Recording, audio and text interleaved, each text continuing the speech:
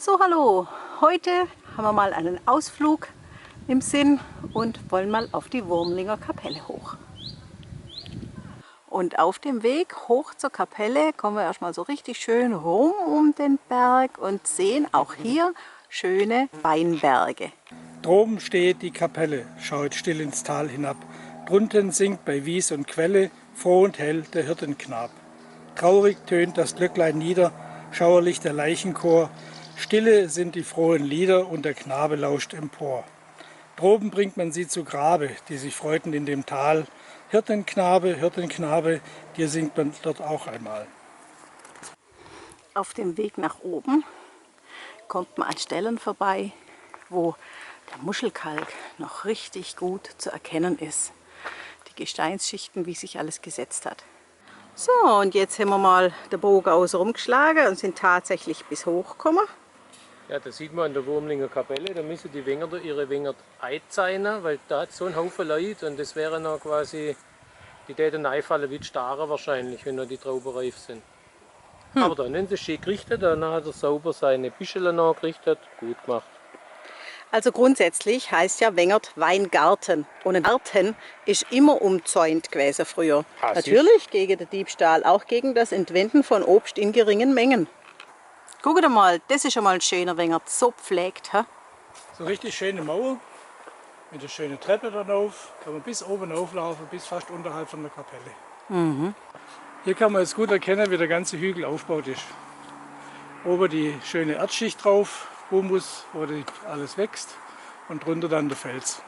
Nicht viel Humus, gell? Ja, gut, ist hier an der Hangfläche ist wahrscheinlich schon ein wenig runtergewaschen, aber da wo es ebener ist, hat er schon noch.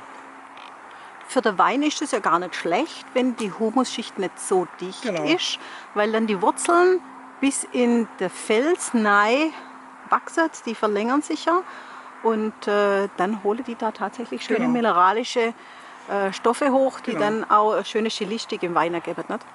Gut, ich brauche ja die Minerale und deshalb gehen die also weit runter. Und hier am prallen Südhang wird der Wein schon reif. Deswegen muss man sich schon darauf einrichten und alles ein bisschen zumachen. Hier in dem Weinberg wurde schon alles durch Netze geschützt. Früher gab es noch den Wengertschütz, der aufgepasst hat. Heute muss man sich irgendwie selber helfen.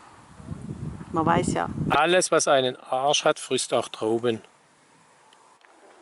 Und hier auf dem Wengerthäusle gibt es sogar eine schöne Wetterfahne, die zeigt, wo es lang geht. Nein, wo der Wind herkommt. Sehr unterhaltsam auf dem Weg hoch zur Kapelle ist auch dieser schön angelegte Sortenwengert.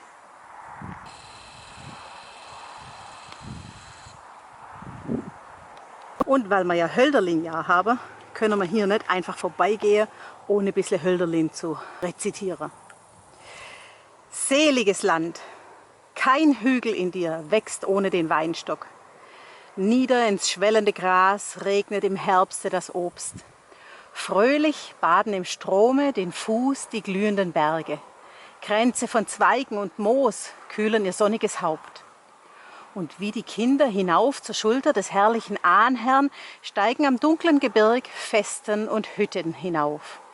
Friedsam geht aus dem Walde der Hirsch ans freundliche Tageslicht. Hoch in heiterer Luft siehet der Falke sich um. Aber unten im Tal, wo die Blume sich nährt von der Quelle, streckt das Dörfchen vergnügt über die Wiese sich aus. Da empfängt mich das Gast und des Gartens heimliches Dunkel, wo ich froh wie das Eichhorn spielt auf den lispelnden Ästen oder ins duftende Heu träumend die Stirne verbarg. Heimatliche Natur, wie bist du treu mir geblieben? Zärtlich pflegend wie einst nimmst du den Flüchtling noch auf. Noch gedeihen die Pfirsiche mir, noch wachsen gefällig mir ans Fenster wie sonst köstliche Trauben herauf.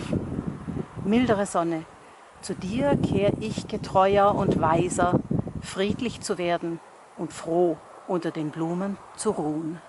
So, jetzt haben wir es geschafft. Wir haben den Berg erklommen und stehen auf der Terrasse der Wurmlinger Kapelle. Ah, on m'appelle.